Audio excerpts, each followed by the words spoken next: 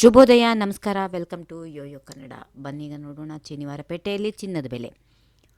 ಅಂತಾರಾಷ್ಟ್ರೀಯ ಮಾರುಕಟ್ಟೆಯಲ್ಲಿ ಚಿನ್ನದ ಬೆಲೆ ತೀವ್ರವಾಗಿ ಏರಿಕೆ ಆಗ್ತಾ ಇದೆ. 24 ಕ್ಯಾರೆಟ್ನ 10 ಗ್ರಾಂ ಚಿನ್ನದ ಬೆಲೆ 82,000 ರೂಪಾಯಿ ಮೀರಿದ್ದು, ಈ ಬೆಲೆ ಇನ್ನಷ್ಟು ಏರಿಕೆಯಾಗುವ ಸಾಧ್ಯತೆಗಳಿವೆ ಎನ್ನುವ ಚಿಂತೆ ಎಲ್ಲರನ್ನ ಕಾಡ್ತಾ ಇದೆ.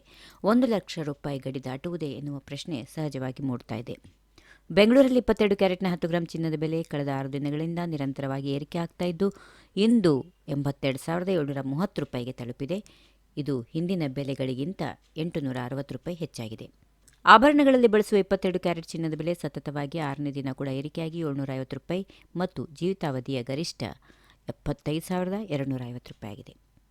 ಚಿನ್ನದ ಬೆಲೆಯ ಜೊತೆಗೆ ಬೆಳ್ಳಿ ಬೆಲೆ ಕೂಡ 1,000 ರೂಪಾಯಿ ಹೆಚ್ಚಾಗಿದ್ದು, ಈಗ 1,01,000 ರೂಪಾಯಿಗೆ ತಲುಪಿದೆ.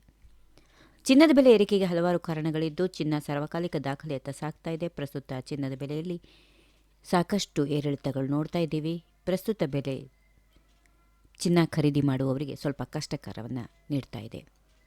ಚಿನ್ನದ ಬೆಲೆ ಏರಿಕೆಗೆ ಹಲವಾರು ಕಾರಣಗಳಿವೆ. ಅವುಗಳಲ್ಲಿ ಮುಖ್ಯವಾಗಿ ಹಲವು ದೇಶಗಳಲ್ಲಿ ಆರ್ಥಿಕ ಬೆಳವಣಿಗೆ ನಿಧಾನವಾಗ್ತಾ ಇದ್ದು, ಇದರಿಂದಾಗಿ ಹಣದುಬ್ಬರ ಹೆಚ್ಚಾಗುವ ಸಾಧ್ಯತೆಗಳಿವೆ. ಇಂಥ ಸಂದರ್ಭದಲ್ಲಿ ಹೂಡಿಕೆದಾರರು ಚಿನ್ನವನ್ನು ಸುರಕ್ಷಿತ ಆಶ್ರಯವಾಗಿ ಪರಿಗಣಿಸುತ್ತಾರೆ.